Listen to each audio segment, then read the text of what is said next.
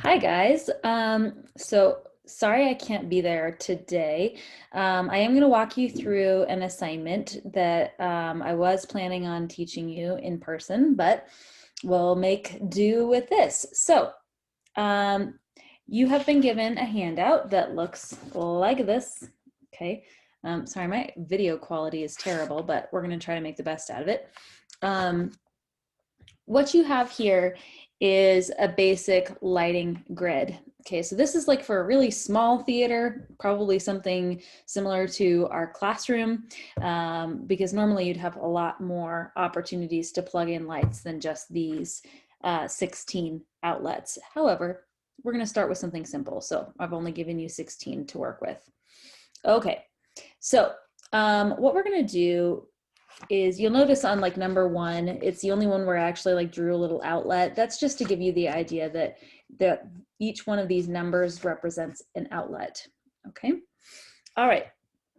Now, if we were going to do this the true old school style, we'd have these fun little stencils where you would actually kind of trace out what the light fixture looks like. And that stencil, which of course I don't have at home, looks like the light fixture that you want to put in that location. So if it was a source 4 versus a Fresnel versus a scoop, you would kind of have a little symbol that you would trace into a stencil. Now, that's super old school style.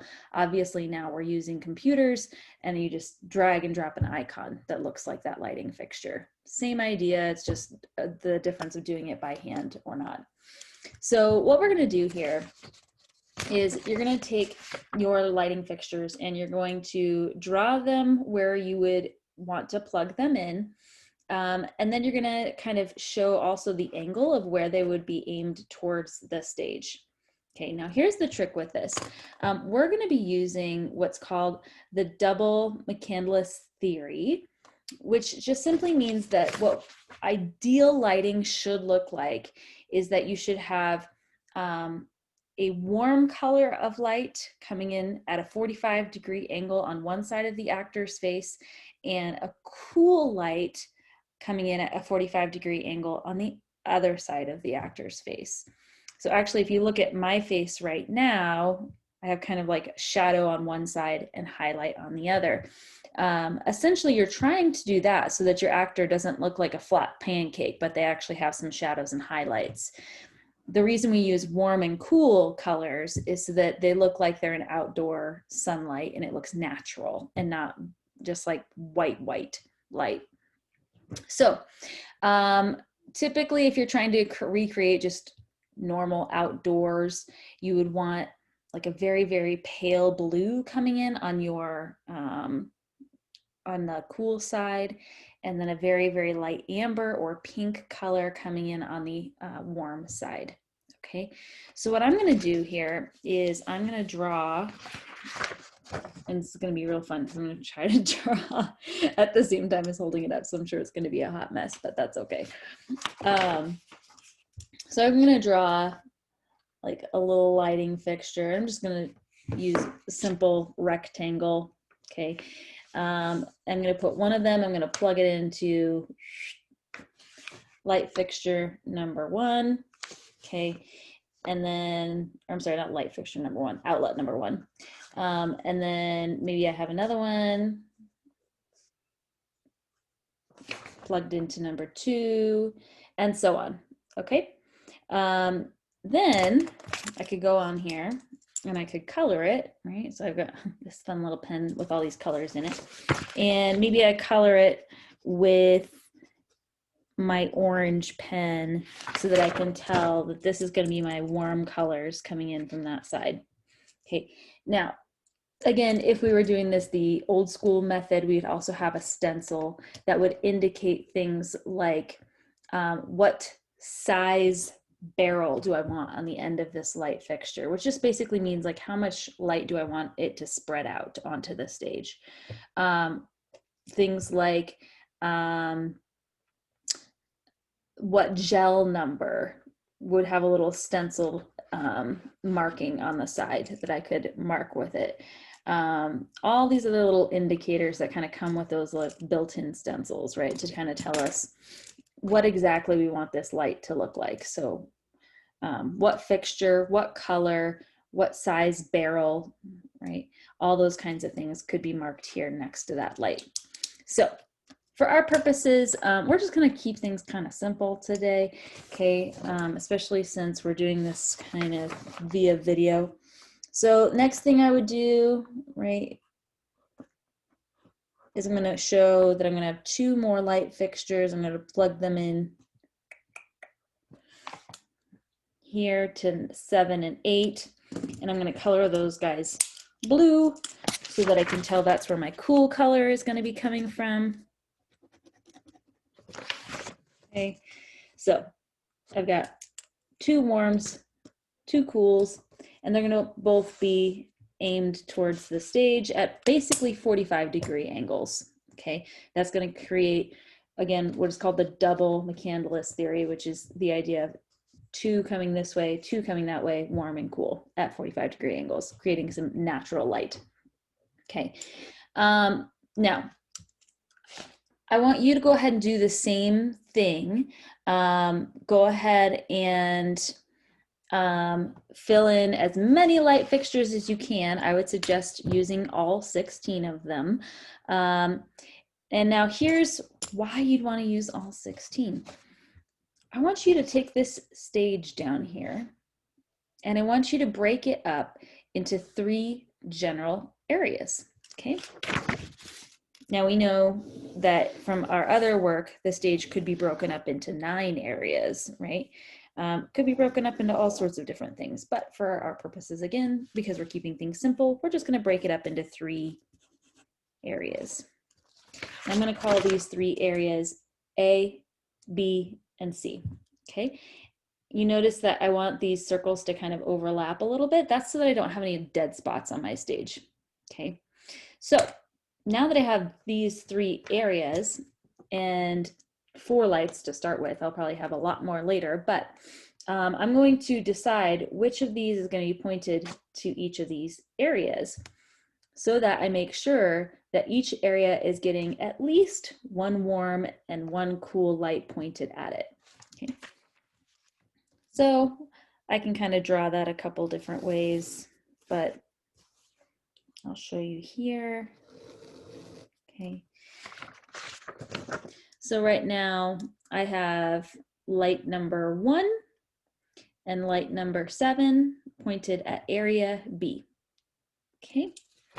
Then I might take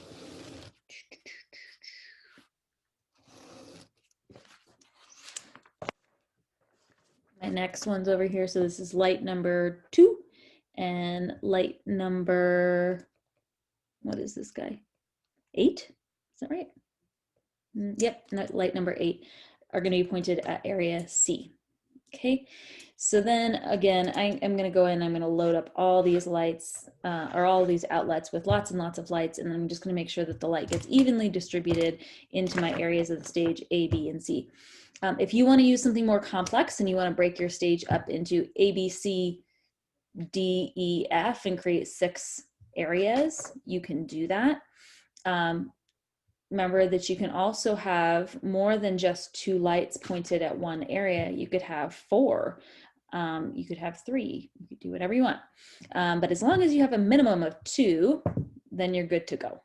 Okay, last thing, you're gonna write down the name of your show, your name because you're the designer, and the date that you created it in the bottom here, just to show that these are your plans. Your show, you can title it Bread, since that's going to be coming up, or you can just make a show title up. I don't really care. Okay, so we're going to go ahead and pause the video, and then each one of you is going to create your little light plot here and do the best that you can, and then we will continue.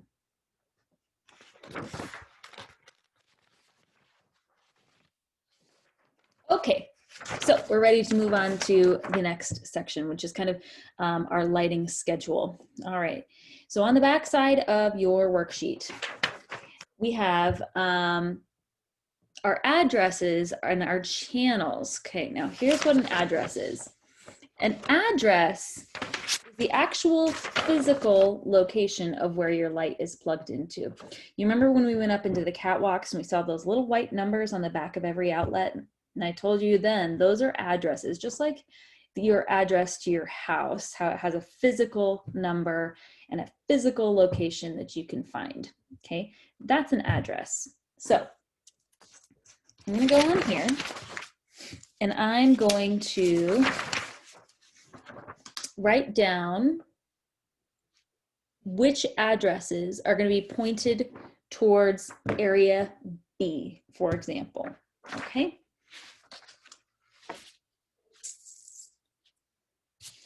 So when we did this earlier, I had address 1, and I had address 7. So 1 plus 7. On channel, so 1 plus 7, my addresses, 1 and 7. And I'm going to call that channel 2. Now, at this point, I can make up any number I want, and I can call it whatever I want to, because now we're in the world of imaginary numbers. These are not physical addresses that belong to an outlet. Channels are something totally different.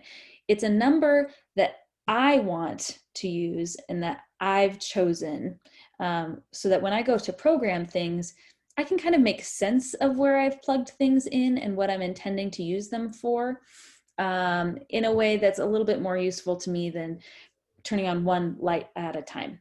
Because when you think about being in a theater that may have 500 lights, that would be completely ridiculous. You need to group them in a way that makes sense. So again, not quite as difficult when we're only working with, you know, our minimal outlets here, but we're practicing for just the concept. So the reason I've called it channel 2 is because this is, in my mind, A is kind of area 1, B 2, and C is area 3. Okay, so if I want to light up the second area of the stage, and it's very easy for me to look down at the stage and go, oh, okay, I've broken it up into 3 areas, 1, 2, 3. Then I want just the middle of the stage to light up. Well, instead of having to remember what that is, what addresses those are, I'm going to just go, oh, turn on area 2. And all the lights that are pointed at area 2 are going to come on together because I've grouped them in my computer. Okay, so 1 and 7 are automatically going to turn on if I tell my lighting console, my computer, channel 2, go, right? Okay, now that's all lit up. And not only is it all lit up, but it's lit up beautifully with cool and warm lights, okay? Next to description, I can write something like center stage. Okay, so that I remember what exactly area 2 is, or what channel 2 is. Okay, now as a lighting designer, I would actually go into my lighting console at this point and I would program all of these things. So I would tell the computer what each channel is by giving it all the addresses it needs. Okay, and then this would just be like a cheat sheet I might keep near myself in case I don't remember what I programmed or why. Okay, so I want you to do this, and you need to use every single address that you have on your lighting plot and that you've plugged a light into onto this area, and you create a channel for each of them. Okay, all right, so we're going to pause and you're going to do that.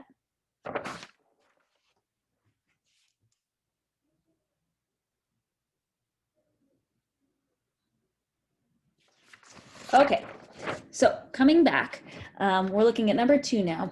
We're going to take our channels and we're going to turn them into submasters. Okay, submasters are like these fun little slider buttons on a lighting console that just allow you to very easily put your fingers on those sliders, slide things up all the way to 100%, slide them down to 50%, right? And so you have this very easy control over all the lights, and because they're on these fun little sliders. Makes your life very, very easy so that you can make decisions on the fly, especially when you're in the middle of dress rehearsals. Okay. Submasters are meant to be a group of channels. Okay, so we started out with the smallest things were addresses, right? Because every single light has one address. Channels are groups of addresses. Okay. Now, submasters are groups of channels. Okay, hopefully we got that. So what we're going to do now is I'm going to take my channels and I'm going to group them into some submasters. So let's say I have channels 2 plus 3. Okay, so channels 2 and 3 are going to get grouped together. So if we go back to this one, we know that A is the same as 1, B is the same as 2, and C is the same as 3. Okay, so channels 2 and 3 would be center stage and stage left, because maybe, just maybe, there's a house on this side of the stage, and this is maybe a yard. And I don't want the yard always lit up. Sometimes I only want the house lit up because maybe it's nighttime. And so the light is only on the inside of the house. So in that case, if I'm going to be using that alone often, right, I'm going to be putting B and C, which is also 2 and 3, together. I'm going to put them on a submaster together so that when we're in rehearsal, I can just slide up that and turn on the entire side of that stage at once. So I'm going to call that submaster 1. Okay. And I'm going to say the description is, because I just used that example, a house. Okay, so it's submaster 1. I've assigned it to submaster 1. And it's the house. Or if you just want to be a little bit more generic about it, you could write something like center stage plus stage left. Okay, either one is fine.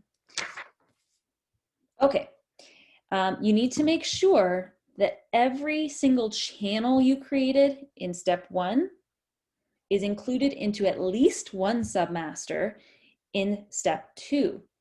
You may absolutely use a channel in multiple submasters. Okay, so let's say, for instance, I want a submaster that's going to turn on area 1, 2, and 3, or A, B, and C. I want everything to be able to turn on together. I can do that. So I would just make sure on here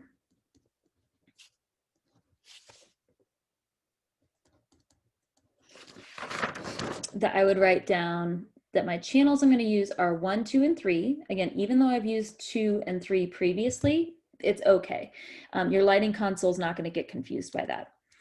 My submaster is number 2, and my description is all. It's all the lighting. Okay, so the whole stage is going to light up. The other term for that, the technical term for that, would be a wash. So you could say something like full wash, right? And that just means the whole stage is going to be washed in light. Okay. So go ahead and create your submaster list in step 2. We'll pause the video here while you do that. Okay, now we're at step 3. This is the point where we start actually writing cues for our show. So at this point, you're gonna have to kind of use your imagination, pretend that you really were using this lighting design for a show. So cues are literally exactly what they sound like, right? It's what's gonna happen first in the show, then second, then third, then fourth, then fifth, then sixth. Okay, so when your stage manager goes to call lighting cues, they can say, Q1, get ready in 3, 2, 1, go, right? Or go Q1, or whatever it is their system is for calling cues. So what's going to happen at the very beginning? What is Q1? Okay. Something to keep in mind is that most lighting cues actually begin at 0, okay, because 0 is blackout. Most lighting consoles have something programmed into them where it automatically says go to Q0. which is basically telling the computer, let's go to blackout, which often gets used if something awful happens on stage, right? It's like, turn the lights off. Okay, so we're gonna just start with that. We're gonna start with Q0. So I put on here Q0. What submasters are gonna be on and at what percentage? None of them, at 0%, right? Because we don't want anything on. We're gonna start the show with nothing, okay? So I wrote down 0 at 0. Time in and time out. How long does it take for those to fade down and how long does it take for those to fade up? Sometimes when you want like special cues or you want like something very dramatic, you might want a cue that it takes 10 seconds for it to fade to black, right? Versus a instant go to black. I've had cues at some points that are 30 minutes long because we're looking for a realistic change from daytime to nighttime. And so maybe an entire act of a show is the lights fading from one cue to the next, which is daytime to nighttime. And so your cue for the time in, time out would reflect that. Okay. So time in, we're going to go 0 because we're just going to go to black. Time out, we'll say 2 seconds, right? Because we want it to kind of relatively go kind of quick to start our show. And then we could write our description is blackout. Okay. So time in 0, time out 2 seconds, and the description is a blackout. Okay. Then let's say when the play starts, what I want to happen is I want the whole stage, which we know now is Submaster 2. The whole stage is going to turn on. I want that to be my very first cue. I want the whole stage lit up. So for cue number 1, there it is. What submaster and at what percentage? Well, Submaster 2, I know represents my entire stage. So I'm going to go Submaster 2 at... Now, do I want full lighting? Do I want like the whole stage to be like super duper bright at the very beginning? Maybe. Do I want it kind of dim? Maybe. Let's just, for funsies, we'll call it 50% because we want it to be kind of dim. Okay. So Submaster 2 is going to be on at only 50%. It's not going to get above 50% because remember, these are on dimmers. Okay. My time in, 2 seconds, right? Because we talked about that earlier, that we were going to do like a 2-second switch from the blackout. And then the time out, how long do I want it to take for it to switch to my next cue? Let's go for 5 seconds. Okay.